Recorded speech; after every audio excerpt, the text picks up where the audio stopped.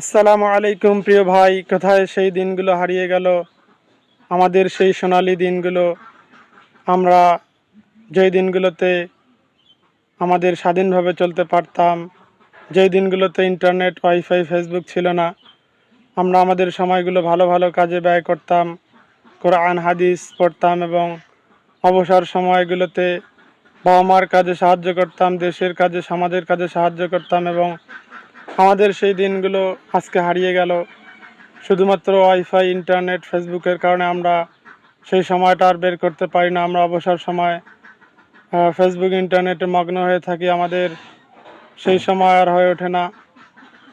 আমরা এক সময় পুকুরে সাঁতার কাটতাম, বিকেলে মাঠে গিয়ে খেলতাম। সেই সময়গুলো আমরা হারিয়ে ফেলছি।